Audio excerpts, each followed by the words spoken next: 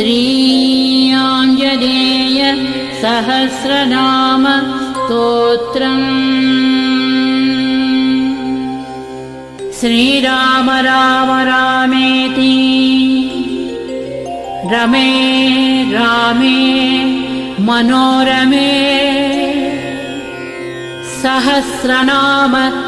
तत्तुल्यम् रामनाम वरानने।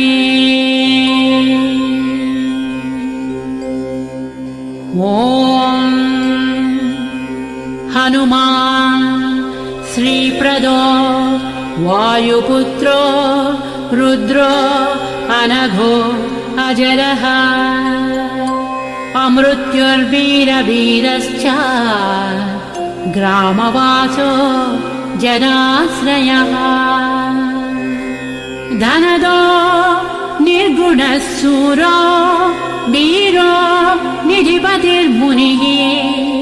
पिङ्गाक्षो वरदो वाग्मी सीताशोक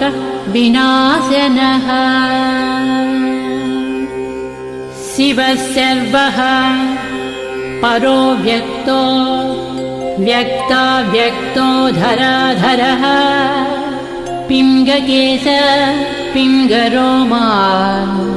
श्रुतिगम्यः सनातनः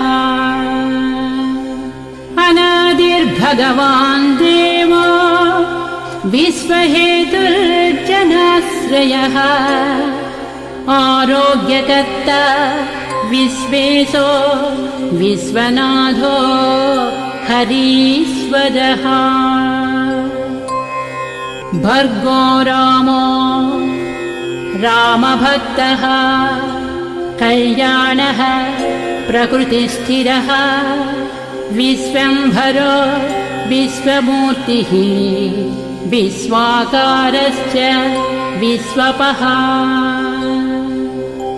विश्वात्मा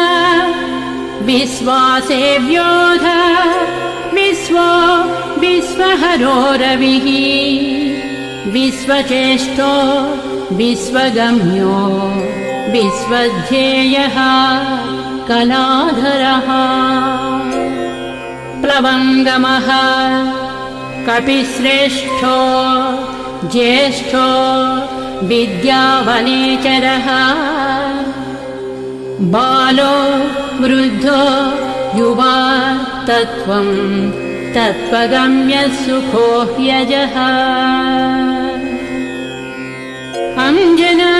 अंजनासूनुरव्यग्रो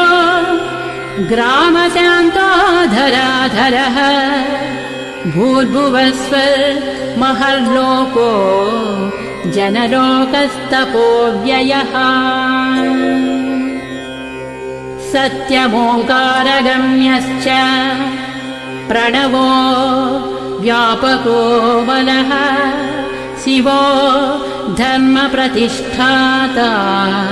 रामेष्टः फल्गुणप्रियः गोष्पदीकृतवारासिः पूर्णकामो धरापतिः रक्षोघ्नः पुण्डरीकाक्षः शरणागतवत्सलः जानकी प्राणदाता च रक्षः प्राणापहारकः पूर्णसत्त्वः पीतवासाः दिवाकरसमप्रभः द्रोणहर्ता शक्तिनेता शक्तिराक्षसमारकः रक्षोघ्नो रामदूतश्च शाकिनी जीवहारकः बुभुक्तारहता राती गर्भः पर्वतभेदनः हेतुमा प्रांशुबीजं च विश्वभर्ता जगद्गुरुः जगत्राता जगन्नाथो जगदीशो जनेश्वरः जगत्पिता हरिश्रीशो गरुडन्मयभञ्जनः पार्दध्वजो वायुपुत्रो मित्रपुच्छोऽमितप्रभः ब्रह्मपुच्छः परब्रह्मपुच्छो रामेष्ट एव च सुग्रीवादियुतो ज्ञानी वानरो वानरेश्वरः कल्पस्थायी चिरञ्जीवी प्रसन्नश्च सदा शिवः सन्नतिः सद्गतिर्भुक्ति मुक्तिदः कीर्तिदायकः कीर्तिः कीर्तिप्रदश्चैव समुद्रश्रीप्रदः शिवः उदधिक्रमणो देवः संसारभयनाशनः वार्धिबन्धनकृद्विश्वजेता विश्वप्रतिष्ठितः लङ्कारिः कालपुरुषो लङ्केशे गृहभञ्जनः भूतावासो वासुदेवो वसुस्त्रिभुवनेश्वरः श्रीरामदूतः कृष्णश्च लङ्काप्रासादभञ्जनः कृष्णः कृष्णस्तुतः शान्तः शान्तिदो विश्वपावनः श्रीरामदूतः कृष्णश्च लङ्काप्रासादभञ्जनः कृष्णः कृष्णस्तुतः शान्तः शान्तिदो विश्वपावनः विश्वभोक्ता च वारिघ्नो ब्रह्मचारी जितेन्द्रियः ऊर्ध्वगोलाङ्गुलीमाली लाङ्गूलहतराक्षसः समीरतनुजो वीरो वीरमारो जयप्रदः जगन्मङ्गलदः पुण्यः पुण्यश्रवणकीर्तनः पुण्यकीर्तिः पुण्यगतिः जगत्पावनपावनः देवेशो जितरोधश्च रामभक्तिविधायकः ध्याता ध्येयो सभसाक्षी चेतश्चैतन्यविग्रहः ज्ञानदः प्राणदः प्राणो जगत्प्राणः समीरणः विभीषणप्रियः शूरः पिप्पलाश्रयसिद्धिरः सुहृत्सिद्धाश्रयः कालः कालभक्षकभर्जितः लङ्केशनिधनस्थायी लङ्कादाहक ईश्वरः चन्द्रसूर्याग्निनेत्रश्च कालाग्निः प्रलयान्तकः कपिलः कपीशः पुण्यराशिर्द्वादशराशिगः सर्वाश्रयो प्रमेयात्मा रेवत्यादिनिवारकः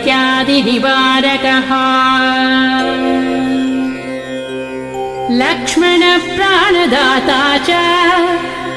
सीताजीवनहेतुकः रामध्येयो हृषीकेशो विष्णुभक्तो जटीबली देवानिदर्पः होता कर्ता हर्ता जगत्प्रभुः नगरग्रामपालश्च शुद्धो बुद्धो निरन्तरः निरञ्जनो निर्विकल्पो गुणातीतो भयङ्करः हनुमांश्च दुराराध्य सप्तः साध्यो अमरेश्वरः जानकी घनशोकोद्धतापहर्ता परात्परः वाङ्मयः सदसद्रूपकारणं प्रकृतेः परः भाग्यदो निर्मलो नेता पुच्छलङ्काविदाहकः पुच्छबद्धो यातु दानो यातु दानरिपुप्रियः छायापहारी भूतेशो लोकेशः सद्गतिप्रदः प्लवङ्गमेश्वरः क्रोधः क्रोधसंरक्तलोचनः क्रोधहर्ता तापहर्ता भक्ता भयवरप्रदः भक्तानुकम्पी विश्वेशः पुरुहूतः पुरन्दरः अग्निर्विभावसुर्भास्वान् यमो निर्वृतिरेव च वरुणो वायुगतिमान् वायुः कौबेरयीश्वरः रविश्चन्द्रः कुजः सौम्यो गुरुः काव्यः शनैश्चरः राहुः केतुः मरुधोता धाता हर्ता समीरकः मशकीकृतदेवारिः दैत्यारिर्मधुसूदनः कामः कपिः कामपालः कपिलो विश्वजीवनः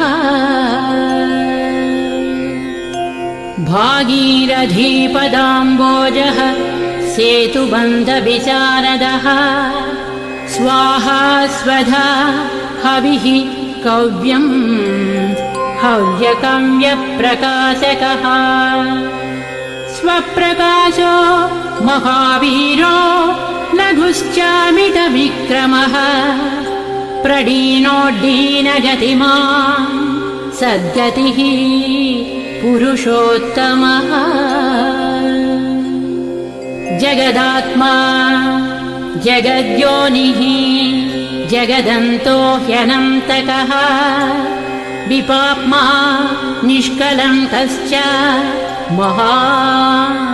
महदहं कृतिः खं वायुः पृथिवी आपो वह्निर्दिक्कालयेव च क्षेत्रज्ञः क्षेत्रपालश्च पल्वलीकृतसागरः हिरण्मयः पुराणश्च खेचरो भूचरो मनुः हिरण्यगर्भः सूत्रात्मा राजराजो विशाम्पतिः वेदान्तवेद्योद्गीधश्च वेदवेदाङ्गपारगः प्रतिग्रामस्थितः सद्यस्फूर्तिदाता गुणाकरः नक्षत्रमाली भूतात्मा सुरभिः कल्पपादपः चिन्तामणिः गुणनिधिः प्रजापतिरनुत्तमः पुण्यश्लोकः पुरारातिः ज्योतिष्मान् शार्वरीपतिः किलिकिल्यारवत्रस्तभूतप्रेतपिशाचकः ऋणत्रयहरः सूक्ष्मस्थूलः सर्वगतः पुमान् अपस्मारहरः स्मर्ता श्रुतिर्गाधा स्मृतिर्मनुः स्वर्गद्वारः प्रजाद्वारो मोक्षद्वारः कपीश्वरः नादरूपः परब्रह्म ब्रह्म ब्रह्मा पुरातनः एकोनैको जन्मशुक्लः स्वयं ज्योतिरनाकुलः ज्योतिर्ज्योतिरनादिश्च सात्विको राजसत्तमः तमोहर्ता निरालम्बो निराकारो गुणाकरः गुणाश्रयो गुणमयो बृहत्कायो बृहदृशः बृहद्दनुर्बृहत्पादो बृहन्मूर्धा बृहत्सपः बृहत्कर्णो बृहन्नासो बृहन्नेत्रो बृहद्गळः बृहद्यत्नो बृहच्चेष्टो बृहत्पुच्छो बृहत्करः बृहद्गतिर्बृहत्सेव्यो बृहल्लोकफलप्रदः बृहच्छक्तिर्बृहद्वाञ्छफलदो बृहदीश्वरः बृहल्लोकनुतो द्रष्टा विद्यादाता जगद्गुरुः देवाचार्य सत्यवादी ब्रह्मवादी कलाधरः सप्तपातालगामी च मलयाचलसंश्रयः उत्तराशास्थितः श्रीदो दिव्यौषधवशः खगः शाखामृगः कपीन्द्रश्च पुराणश्रुतिसञ्चरः चतुरो ब्राह्मणो योगी योगगम्यः परात्परः अनादिनिधनो व्यासो वैकुण्ठः पृथिवीपतिः पराजितो जितारातिः सदानन्दश्च ईशिता गोपालो गोपतिर्गोप्ता कलिः कालः परात्परः मनोवेगी सदा योगी संसारभयनाशनः तत्त्वदाता च तत्त्वज्ञः तत्त्वं तत्त्वप्रकाशकः शुद्धो बद्धो नित्यमुक्तो युक्ताकारो जयप्रदः प्रलयोमितमायाश्च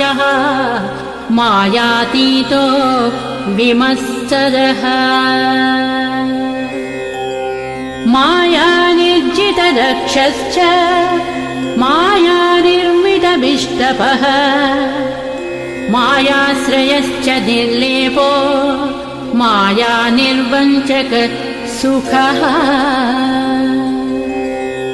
सुखी सुखप्रदो नागो महेशकृतसंस्तवः महेश्वरः सत्यसन्धः शरभः कलिपावनः रसोरसज्ञः सम्मानः तपश्चक्षुश्च भैरवः घ्राणो गन्ध स्पर्शनं च स्पर्शोऽहङ्कार मानदः नेति नेतीति गम्यश्च वैकुण्ठभजनप्रियः गिरीशो गिरिजाकान्तो दुर्वासाः कविरङ्गिराः भृगुर्वसिष्ठः च्यवनस्तुम्बुरुर्नारदो मलः विश्वक्षेत्रं विश्वबीजं विश्वनेत्रश्च विश्वपः याजको याजमानश्च पावकः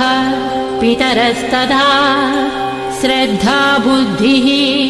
क्षमा तेन्द्रा मन्त्रो मन्त्रयुतस्वरः राजेन्द्रो भूपतिः कण्ठमाली संसारसारथिः नित्यः सम्पूर्णकामश्च भक्तकामधुगुत्तमः गणपः कीशपो भ्राता पिता माता च मारुतिः सहस्रशीर्ष पुरुषः सहस्राक्ष सहस्रपात् कामाजित् कामदहनः कामः काम्यफलप्रदः मुद्राहारी च दक्षोघ्नः क्षितिभारहरो बलः नखदंष्ट्रायुधो विष्णुभक्तो भयवरप्रदः दर्पः दर्पदो दृप्ता शतमूर्तिः अमूर्तिमान्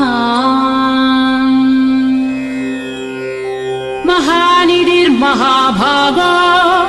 महाभोगो महाददः महाकारो महायोगी महातेज महाद्युतिः महाकर्म महानादो महामन्त्रो महामतिः महाशयो महोदारो महादेवात्मको विभुः रुद्रकर्म क्रूरकर्म रत्ननाभः कृतागमः अम्बोधिलङ्घनः सिंहो नित्यो धर्मप्रमोदनः जितामित्रो जयः सामो विजयो वायुवाहनः जीवदाता सहस्रांशुः मुकुन्दो भूरिदक्षिणः सिद्धार्थः सिद्धिदः सिद्धसङ्कल्पसिद्धिहेतुकः सप्तपातालभरणः सप्तर्षिगणवन्दितः सप्ताब्दिलङ्घनो वीरः सप्तद्वीपोरुमण्डलः सप्ताङ्गराज्यसुखदः सप्तमातृनिषेवितः सप्तलोकैकवकुटः सप्तहोता स्वराश्रयः सप्तच्छन्दोनिधिः सप्तच्छन्द सप्तजनाशयः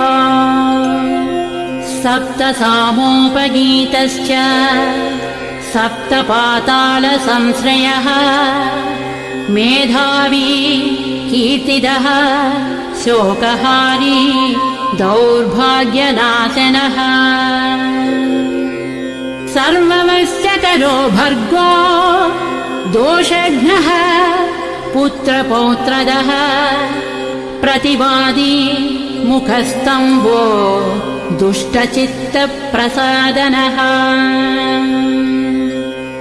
पराभिचारशमनो दुःखघ्नो बन्धमोक्षदः नवद्वारपुराधारो नवद्वारनिकेतनः नरनारायणस्तुत्यो नरनाथो महेश्वरः मेखली कवचे खड्गी ब्राजिष्णुर्विष्णुसारथिः बहुयोजनविस्तीर्णपुच्छः पुच्छहतासुरः दुष्टग्रहनिहन्ता च पिशाचग्रहघातुकः बालग्रहविनाशी च धर्मो नेता कृपाकरः उग्रकृत्योग्रवेगश्च उग्रनेत्रः शतक्रतुः शतमन्युस्तुतस्तुत्यः स्तुतिस्तोता महाबलः समग्रगणशाली च व्यग्रो रक्षो विनाशकः रक्षोघ्नहस्तो ब्रह्मेशः श्रीधरो भक्तवत्सलः मेघनादो मेघरूपो मेघवृष्टिनिवारकः मेघजीवनहेतुश्च मेघश्यामः परात्मकः समीरतनयो बोद्धा तत्त्वविद्या विशारदः अमोघो अमोघवृद्धिश्च इष्टदो अनिष्टनाशकः अर्धो अर्धापहारी च समर्थो रामसेवकः अर्धीधर्यसुरारातिः पुण्डरीकाक्ष आत्मभूः संकर्षणो विशुद्धात्मा विद्याराशिः सुरेश्वरः अचलोद्धारको नित्यस्येतुकृद्रामसारथिः आनन्दः परमानन्दो मस्त्यः कूर्मो निधिश्यमः वराहो नारसिंहश्च वामनो जमदग्निजः रामः कृष्णः शिवो बुद्धः कल्की रामाश्रयो हरः नन्दी भृङ्गी च चण्डी च गणेशो गणसेवितः कर्माध्यक्षः सुराध्यक्षो विश्रमो जगतां पतिः जगन्नाथः कपिश्रेष्ठः सर्ववासः सदाश्रयः सुग्रीवादिस्तुतः शान्तः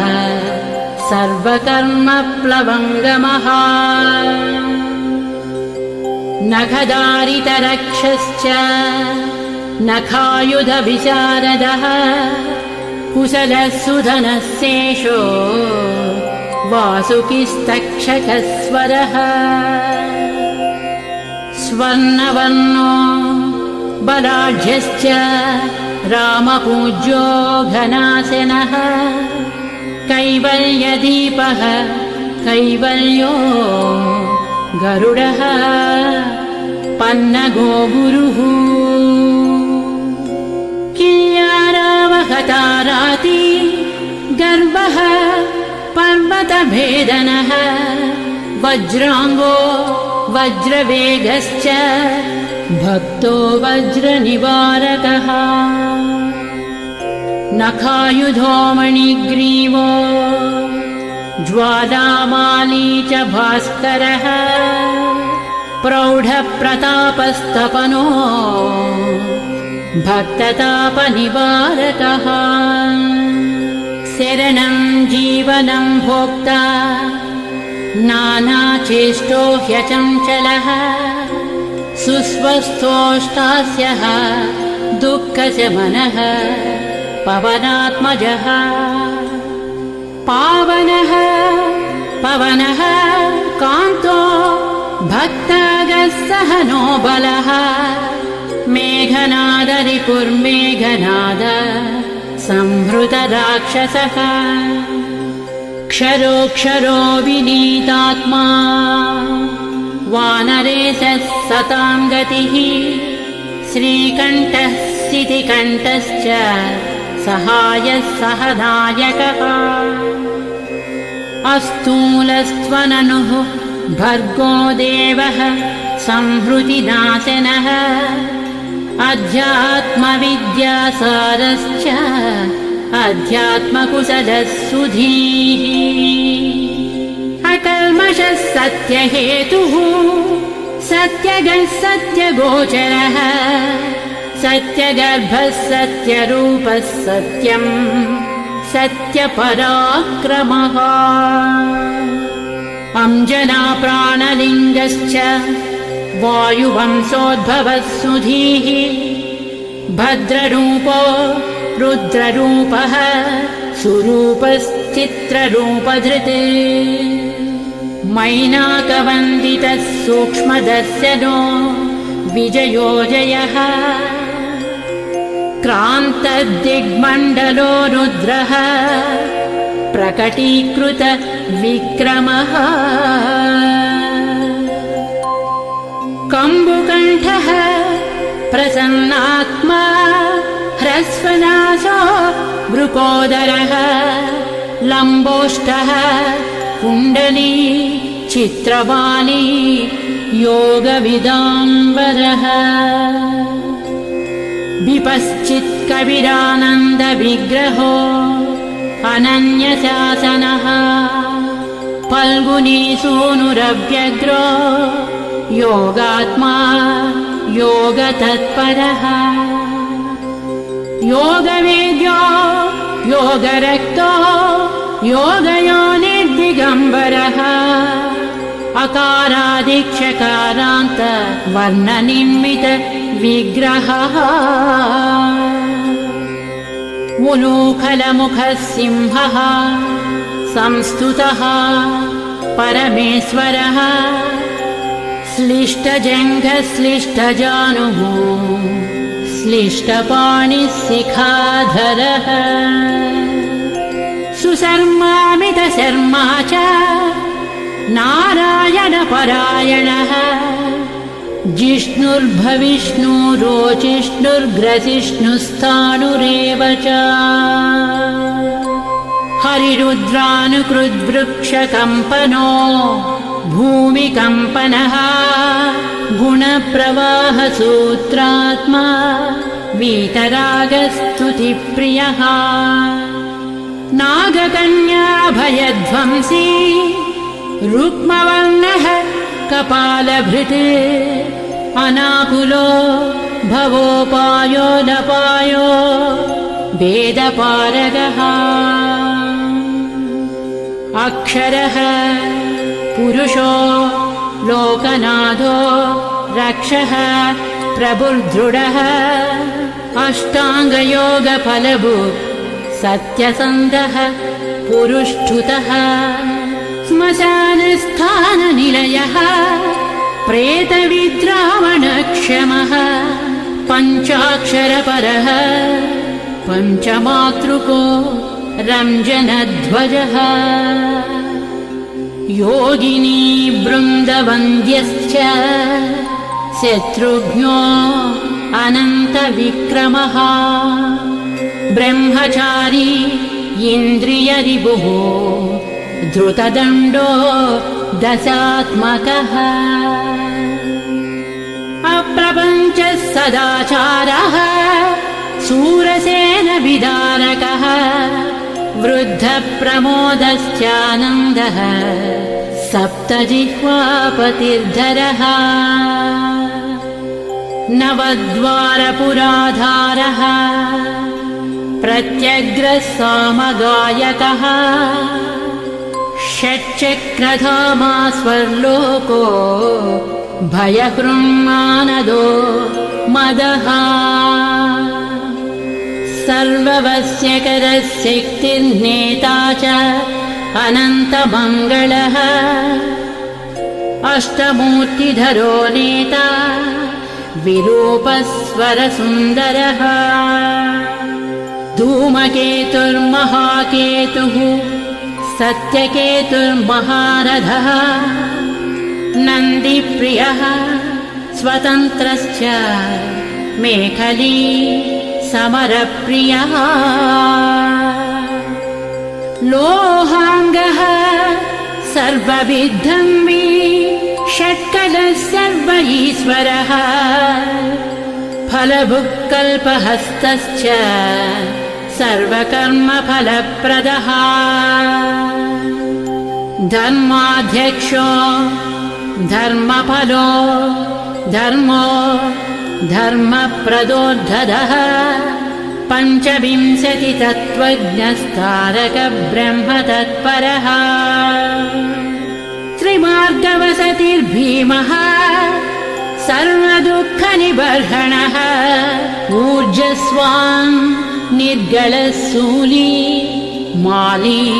गर्भो निशाचरः रक्ताम्बरधरो रक्तो रक्तमाला विभूषणः वनमाली शुभाङ्गश्च श्वेतश्वेताम्बरो युवा जयो जयपरिवारः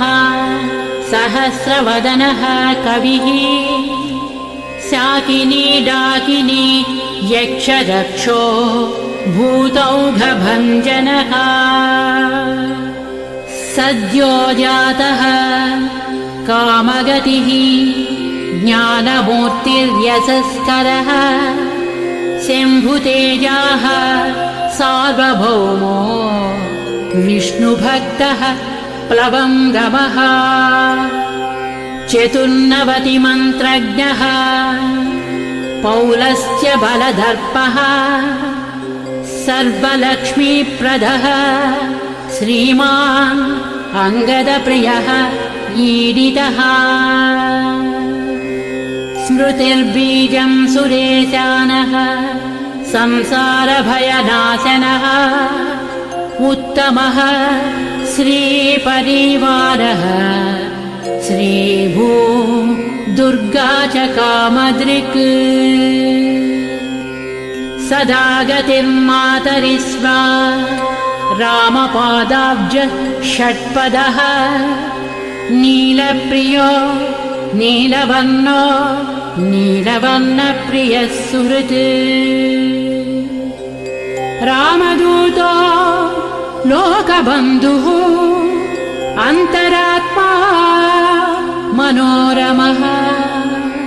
श्रीरामध्यानकृद्वीरः सदा किं पुरुषस्तुतः रामकार्यान्तरङ्गश्च शुद्धिर्गतिरनामयः पुण्यश्लोकः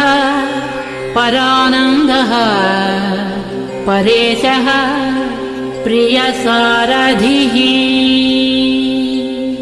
लोकस्वामी मुक्तिदाता सर्वकारणकारणः महाबलो महावीरः पारावारगतिर्गुरुः समस्तलोकसाक्षी च समस्तसुरवन्दितः सीता समेत श्रीरामपाद सेवा दुरन्धरः समस्तलोकसाक्षी च समस्तसुरवन्दितः सीता समेत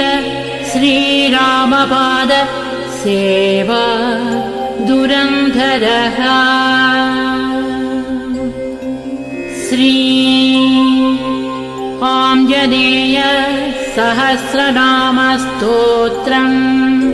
सम्पूर्णम् श्री आञ्जनेय सहस्रनाम